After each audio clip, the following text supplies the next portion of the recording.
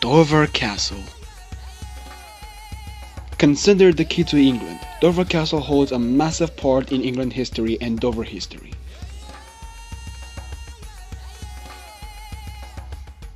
I'm not gonna go deep into its history because literally went through a lot, but I'm gonna give it a brief, a very brief the detail about it.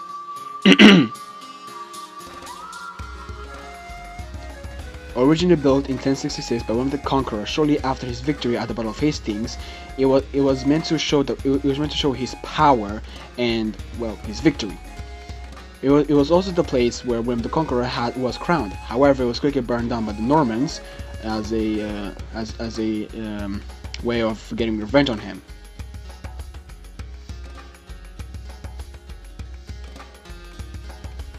However, later on in the 1180s, Henry II rebuilt the castle by stone because the structure of the castle that was built by William the Conqueror was made out of wood, which Henry II's structure was stone, which is what it is now.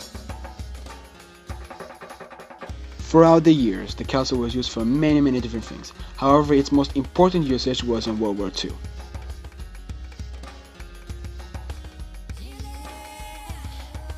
Under the castle were tunnels, big tunnels. They were mostly used to also as a way for marching soldiers to go out in battle undetected and unharmed.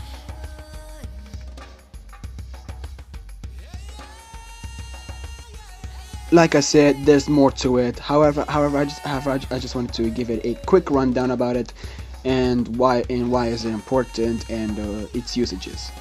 Now let's take a good look at it. Follow me.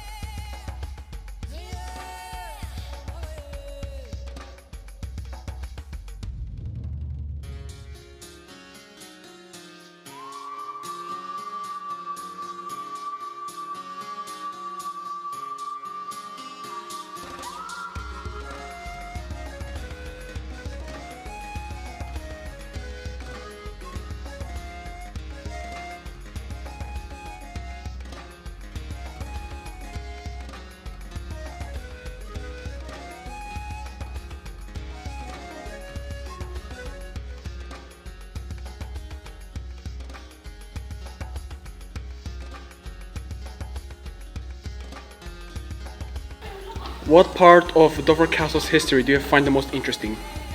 Probably the concept and the period when it was actually built. So this tower is 12th century. So it's in the realm of Henry II. Sadly, it actually passes a year after completion in 1188. But there's a fantastic period just prior to this tower being built. So you've heard of Thomas Becket, no doubt. Yep, Archbishop of Canterbury during Henry II's reign. He dies in 1170, and that spurs this drive for people to start wanting to go to his shrine. Because by 1176 approximately, he's canonised, so he becomes available. He's not only just going to go to heaven, but he's going to sit next to God in heaven. So he becomes this huge feature, and his shrine becomes incredibly popular, and people are pouring over to Canterbury. And it's the beginning of what's known as the Pilgrim's Trail. Okay, we get to 1179, it's only a couple of years after that canonisation, we get the first royal visit to the UK, and this tower's not here. It's not built until 1180, okay? So it's 1179, Louis VII from France comes over. So he's kind of Henry's opposite. He's his nominal overlord in France, even though Henry has more land there. But he's a big competitor. He's another imperial king like Henry II is, and they agree to meet in Dover. And Henry's expecting a small, intimate entourage from Louis VII. He's coming over to England because his son, his heir, Philip, is not well. He wants to pray at Becket's shrine to try and help his health and well-being. They agree to meet. Louis VII comes across with a huge entourage. Henry meets him on the beach, and it's hugely embarrassing because there's nowhere grand, regal, palace-type building in Dover for them to stay, to have a welcome, and then carry on to Canterbury. So regrettably they have to shake hands on the beach and just go straight to Canterbury. That might seem a small ordeal today, but 12th century, that's approximately 2 days ride, huge entourage, big ordeal. Okay, so it's embarrassing for Henry II. And this only starts to increase in the months after, where more royal visits are coming because of people wanting to go to Becket's shrine. So it spurs him to raise the funds, build this magnificent tower, Dover Castle. Initially it's just the tower in the middle with the inner bailey walls around the outside, and it becomes the gate to England. Because of that embarrassment, it kind of brings England into the fold with the Pilgrim's Trail as the first place you enter, and a grand welcome can be made, and the first place that you leave from, the last place I should say you leave from, so you get a grand exit from the UK as well. So it's a big formidable fort that can be seen across the channel. It's imposing, but it's also a welcome and a gateway to Henry's empire into England. All right, thank you very much. No problem, mate. Thank you. Good as gold. Thank you.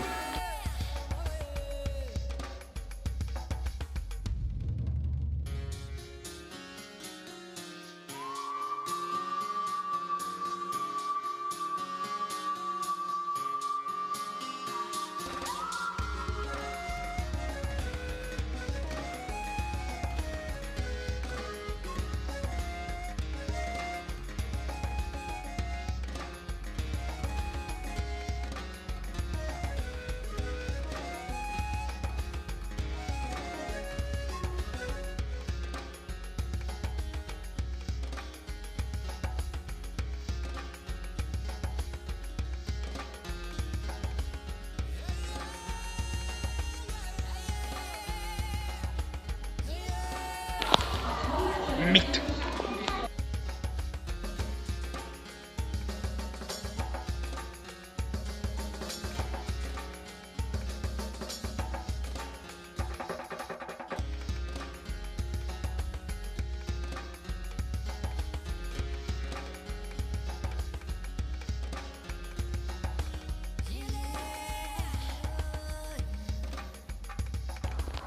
Bread.